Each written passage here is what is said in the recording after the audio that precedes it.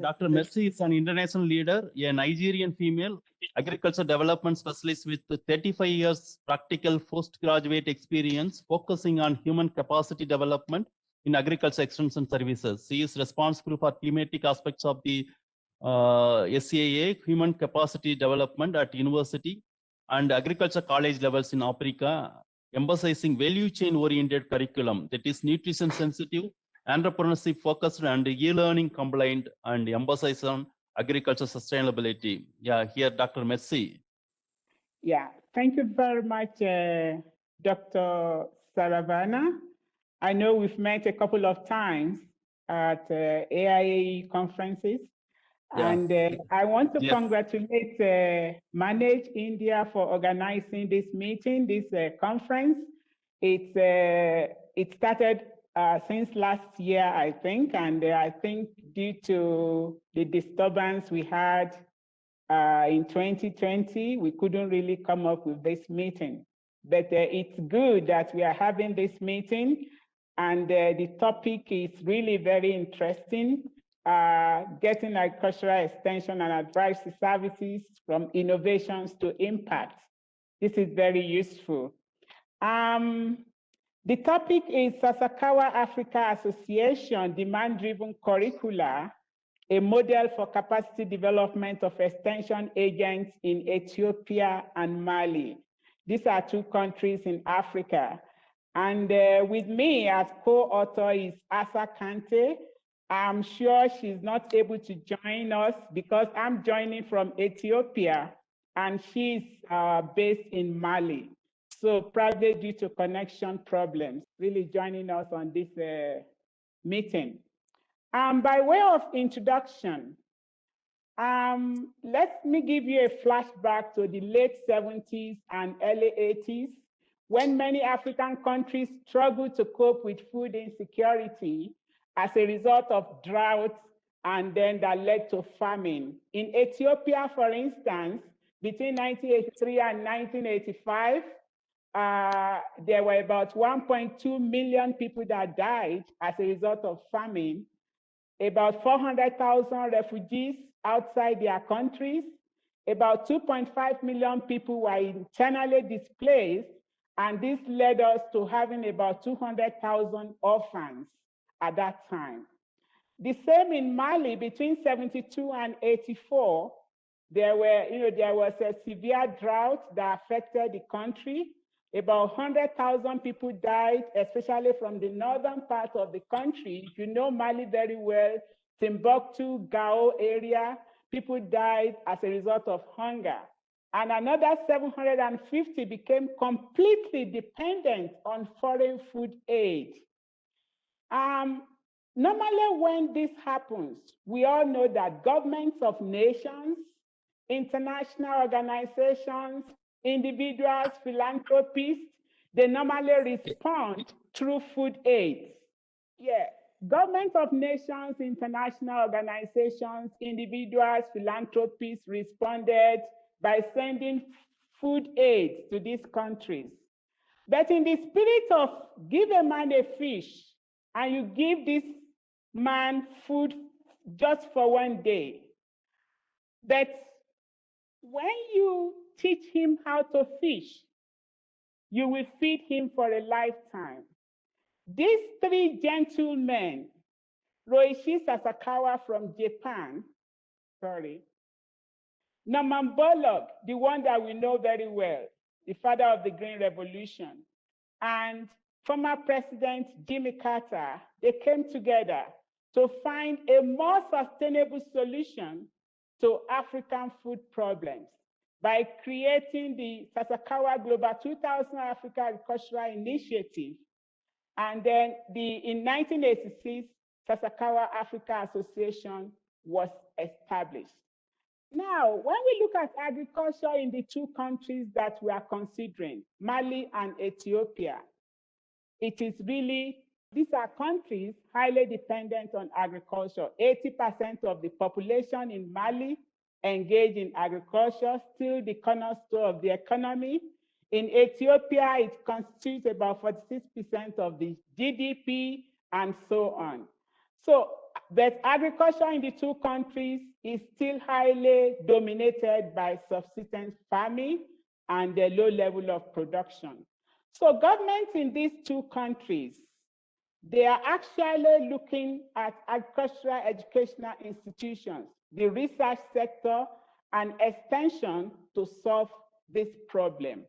And agricultural training institutions, they are expected to play leading role. So when Sasakawa Africa Association started in 1986, they were coming in to actually bridge the gap between research and farmers, especially the smallholder farmers, through agricultural extension.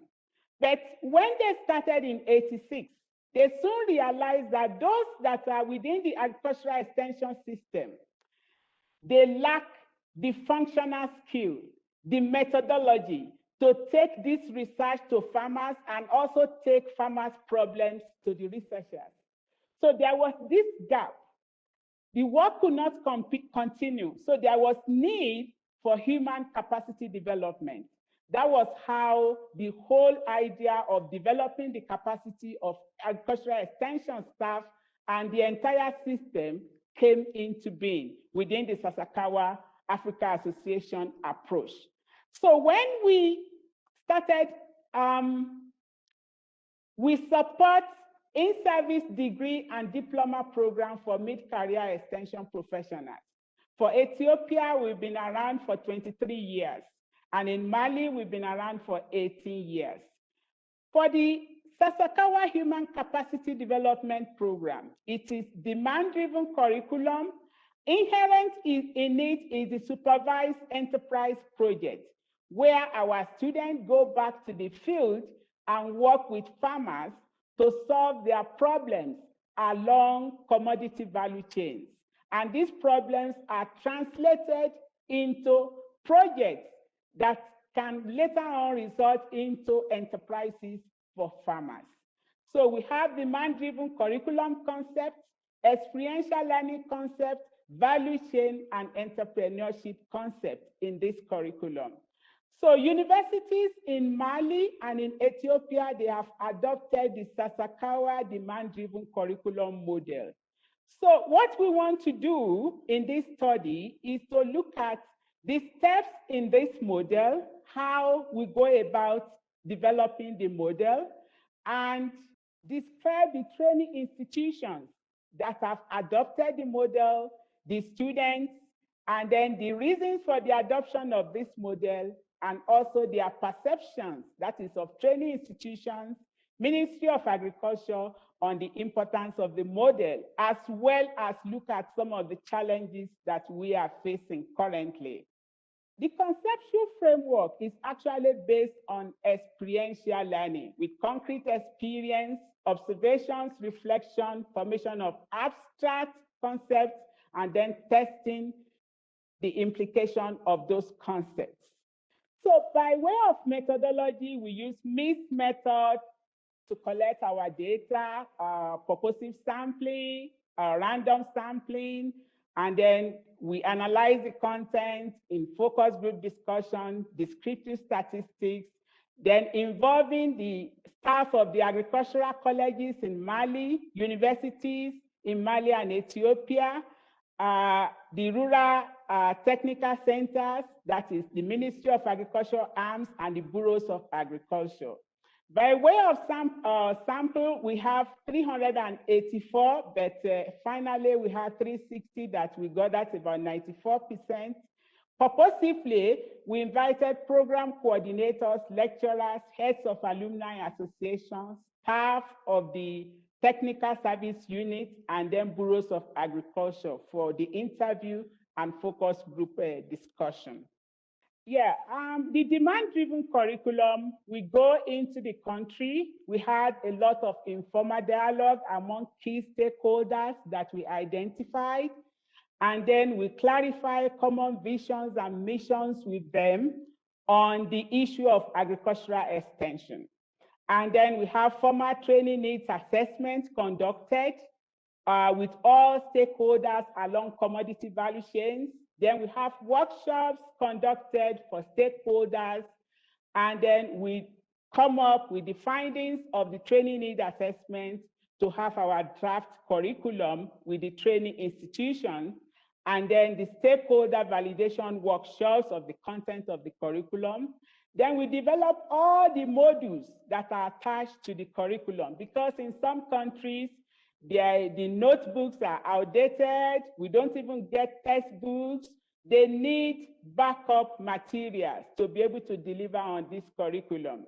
And then we develop MOU, Memorandum of Understanding, on implementation modalities between partners, that is the employers, the training institutions, and all other stakeholders. And then we can start the whole process again when we want to review our curriculum. So for Mali, we started in 2002, and we have 3 institutions: IPR-IFRA, Institute Polytechnique Rural, this is in French. That is the institute, the arm of the University of Mali that deals with rural development. We have a BSc program there. Then we have Samanko Agricultural Center, where we have a diploma level program, a 2-year program. And then recently we are engaged with a new university, University of Segu, Mali, where we have another BSc program. In Ethiopia, we have a consortium of 9 universities that are ongoing in the program. We started with Haramaya University. It is a BSc program. Hawassa, then Bahada University, Mekele University, Wolo University, Jima, Abba Mensch University, Samara University, and Jijiga University. What we do, because the curriculum is need-based, so it is based on the advisory service needs that farmers and all actors along commodity value chain that they need. So we make sure that the curriculum reflects all these needs. So far in Ethiopia, we have 9 programs, and then in Mali, we have 3 programs. Why did they adopt the program? That is this demand-driven curriculum. According to the ratings, they said it is a need-based curriculum. It is demand-driven. It is participatory, because for the first time, we bring employers, we bring a university, we bring agricultural college, we bring all the commodities stakeholders along the various segments of commodity value chains. We are all together developing, participating in the development of a curriculum. Then it is community development oriented. Our students, they go back to the community as their project to work with farmer groups. They organize them into groups where they don't exist, and they work with them along various segments of the value chain. And these projects are translated into enterprises before this, with farmers or farmer groups. And then we have enterprise development components of this curriculum, because we also equip our students with entrepreneurship skills on various aspects, various segments of the value chain. Then we have the practical component. We normally recommend 50-50 component, that is theory practical. Agriculture should not be taught solely in the classroom without the practical component. Then we have the linkage between universities and agricultural colleges. We see universities and agricultural colleges relating, as they deliver on this curriculum. Then we have diversified mode of delivery. We have the face-to-face, we have the weekend mode, we have the summer mode, we have the online e-learning platform where we deliver on this curriculum. So this enables us to reach out in a very inclusive way to women that do not have time to leave their family, to people with special needs that cannot really move about to attend full face-to-face program. And then the curriculum is backed up with modules where there is no textbook, especially in the Francophone setting, where textbooks on agricultural extension are really very scarce. We encourage lecturers to come up with modules that are validated and they are using, and they also review these modules on a regular basis. So far, we have these training institutions, 9 in Ethiopia, 3 in Mali, 1 agricultural college, and 2 universities in Mali. And we have in Mali, in Ethiopia, we have 2,421 students, both graduates and current, that we have trained and that we are training in the program. In Mali, we have 867 students, graduates and current, in program that have participated or participating in program. But what you see is the gap between male and female students in the program. What we have been able to reach over the years, we've been able to reach 22% female participation in the program. This is also showing the graduate and current students. It all depends on the number of training institutions and how many years they've been implementing the program. So perceptions of training institutions and the Ministry of Agriculture on the importance of this curriculum. According to them, it fits very well to national professional development policies, either on education or on agriculture for human capacity development. And then there's a lot of skill acquisition, especially the functional skill. In a place like Mali, when we got there as far back as 2002, there were only 2 people trained in agricultural extension, and they were trained outside the country. There was no course on agricultural extension in the university. So we actually started the development of this program, training program in agricultural extension in Mali. The belief in Mali at that time, they would tell you that any technical person, as long as you have the technical skill, you can do agricultural extension. And that agricultural extension can only be acquired through experience in the field. It was when we started training, they saw the content and then the output and the outcome that we are having, that they started realizing the importance of having your training in agricultural, human capacity development in agricultural extension. Because today, we have most of our graduates leading key extension parastatals in Mali. So what are some of the skills that they have acquired? Communication knowledge skill, this is very outstanding. Technical knowledge and skills, also very outstanding. Managerial skills, human relations skills, entrepreneurial skills, decision-making and problem-solving skills, critical thinking skills, research skills, and then skills in value chain management. And whether they have fully applied or not applied these skills, they said they have fully applied the skills that they gained during, in the program in their present job. So what are employers saying about this program? They said it has improved skills and knowledge of extension staff in the 2 countries. Needs of farmers along value chain agriculture are met in the curriculum. They have been able to, we support training institutions to deliver the curriculum because a lot of training of trainers are attached to this curriculum. A lot of curriculum development activities and review activities are attached to this curriculum. A lot of modules are developed in this curriculum. And then we also ensure that in some places where they are weak, the lecturers are weak in terms of their qualification, we try to organize how they get scholarships to have their master's and PhD, especially the women in the faculty. We bridge the gap between training institutions and employer. For the first time in the 2 countries, in Ethiopia, the bureaus of agriculture colleagues are talking to the university about their needs. They are discussing on a daily basis. When we are implementing in the field, they are there with us. So for the first time, we bridge the gap between the gap between academia and the field.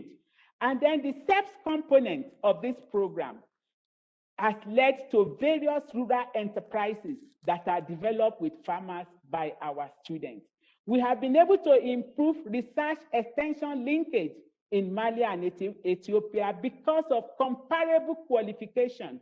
This was an issue for a very long time. When you talk to the researcher, he will tell you the extension guide does not have the required qualification. So with this, because we have some of our colleagues, some of our students that are graduate, they have their BSc, some have even gone for their MSc, and some are PhD holders. In Ethiopia, for instance, the Vice Chancellor of Haramaya University is a graduate of this program. He is now a Vice Chancellor. So we have been able to improve advisory service provision along value chain and then facilitation of value chain actors, because now value chain actors are talking together, unlike before. New card created for extension workers in the civil service. Before, there was no portfolio for extension service in the civil service, for example, in Mali, because they don't even know about it. They didn't think that it was needed, but now they have their own cadre very well created for them in the country.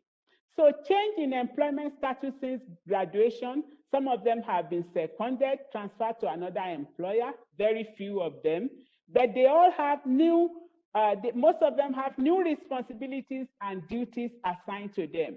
They've been promoted to better position with salaries and benefits, and then some of them even have their own enterprise by the side. They became self-employed.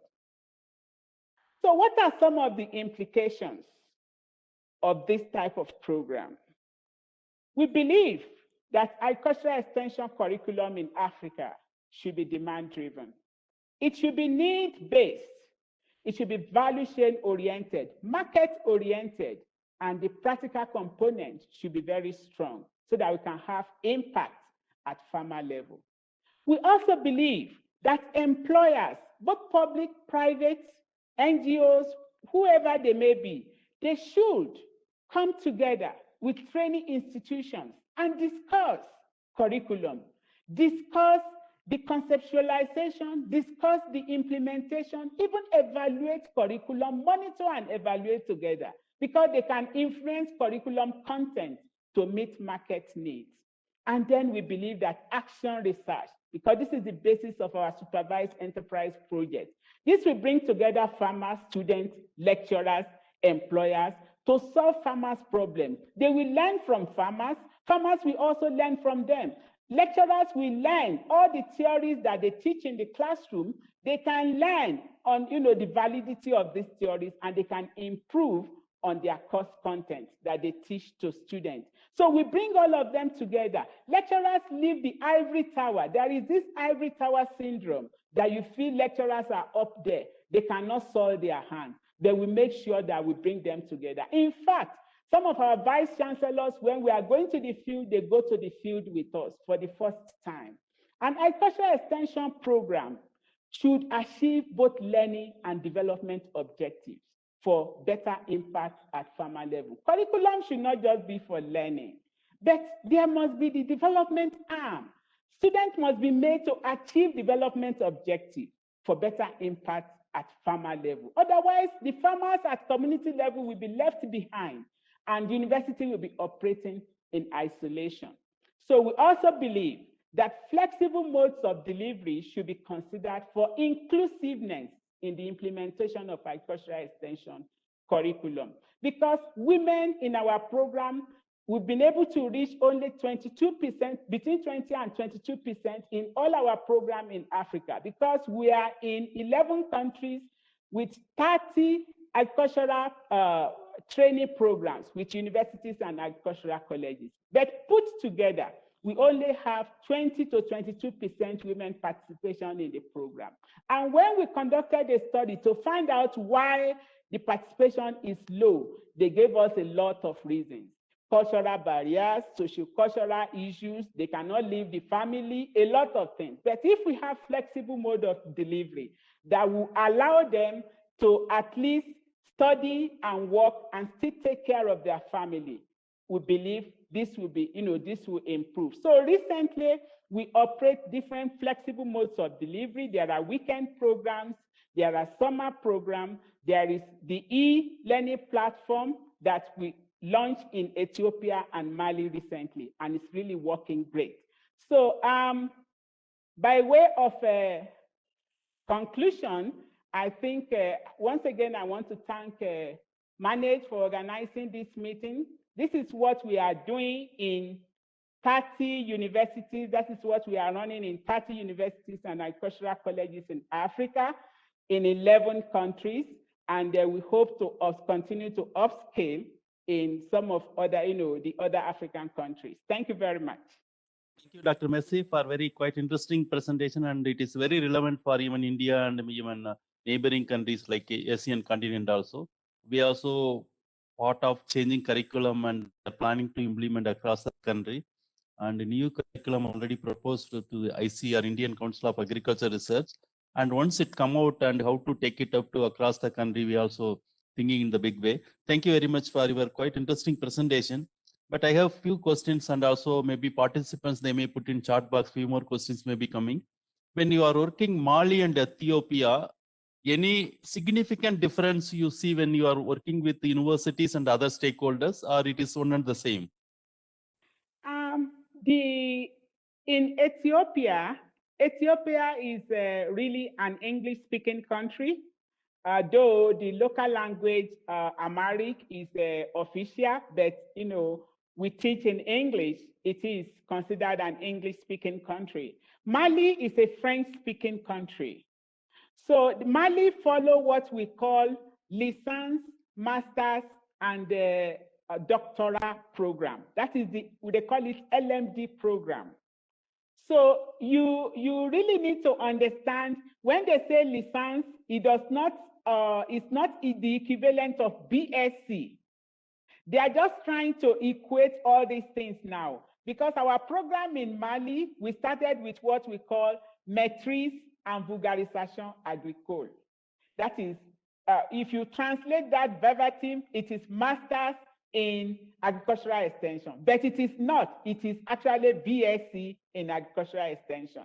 So there are lots of differences in the structuring of the educational system between Ethiopia and Mali. But right now, in the new system in the Francophone countries, I think they have aligned very well to the Anglophone system. So there isn't much problem.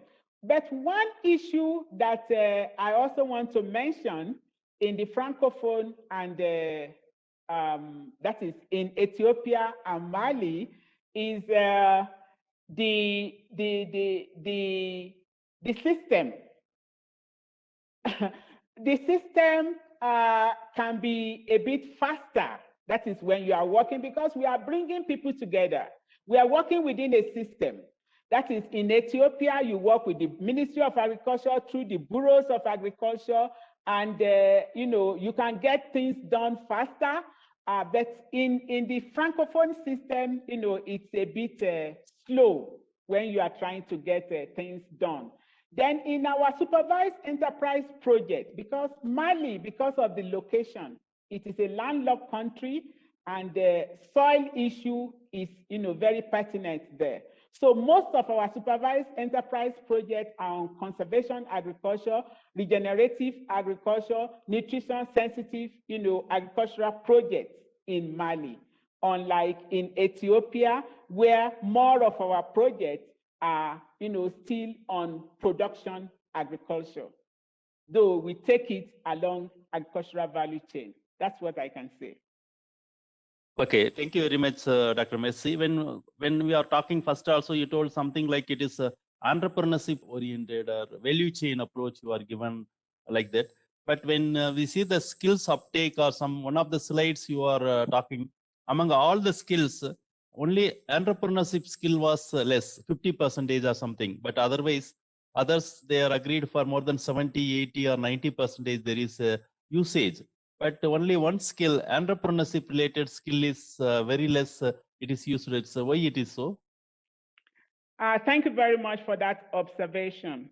Our students in Mali and Ethiopia, they are mid-career professionals. That is, they are released to come into the program. And then when they finish with the program, in fact, there is an agreement they sign with their employer, mainly the Ministry of Agriculture, before they come into the program. And when they finish, when they complete the program, they have to go back to the ministry to continue as professionals in the ministry. So most of them, in terms of going entrepreneurship, personally, they do that maybe after retirement or just alongside. So these are issues. Okay. But now that we have Okay. opened up to youth, regular Okay. students that do Okay. not have employers. So Mhm. I think that skill, we are actually working hard on that skill within the curriculum so that the youth Okay. that will not, they can easily acquire that and be job creators rather than job seekers. Thank you. Okay. Okay. Thank you, Dr. Messi. But another one, and when you are taking up this type of demand-driven curriculum, you are training the students, the faculty competencies are more important. When you are taking this project, how really you are ensured those who are faculties taking up this type of activities or courses they are teaching, and how their competencies are improved before this project initiation? Thank you very much for that question. We do a lot of TOTs, that is training of trainers. As need arises, we plan for this training. Either we outsource, that is, we bring in experts and we go to the university, we train them. It takes a huge part of this program, training of trainers. It is very, very important. So we train a lot, and then where the faculty is weak in terms of, okay, they only have BSc holders or MSc holders. We need PhD holders. We look for scholarship for them to do their PhD. And then we know that most of our faculties in Africa, except in few countries like in Uganda and probably Nigeria, the female ratio in the faculty is really very low. So we target women to train them in the faculty for their masters, for their PhD, so that they can also rise in the faculty and they can be role model for our female students. And one thing we also do is that we encourage them to do research, to attend international conference. We look for funds, we sponsor them, especially women, female faculty, to attend international conference, present papers, develop network. These are the things we do. Thank you. Thank you, Dr. Messi. And again, when generally if you see many of the universities or academia, they work in their own world, working, teaching with the students and research conducting and publishing papers like that. But it is generally how much it is really useful for the farmers or industry, that is questionable many times. And how you brought the industry and other stakeholders for consultation or to take forward this curriculum, demand-driven curriculum implementation. It is challenging or something, it went like that because of project all that came, or how it is taking all the other stakeholders like industry, others taking together and consultation making and moving forward, how it worked well? When we enter into a country at the initial stage of this program, our first point of call is the Ministry of Agriculture. We go to the Ministry of Agriculture and introduce, what we are doing, what we have.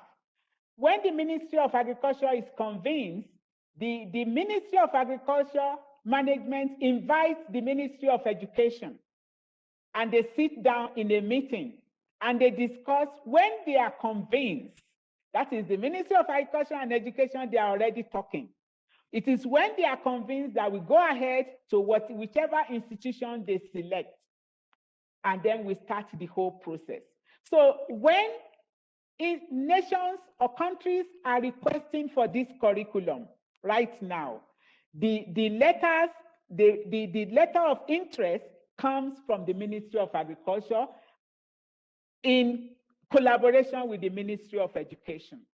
In fact, we have some programs in Nigeria, for instance, Usmanu Danfodio University. It is the Federal Ministry of Agriculture in Nigeria that is fully responsible sponsoring the program.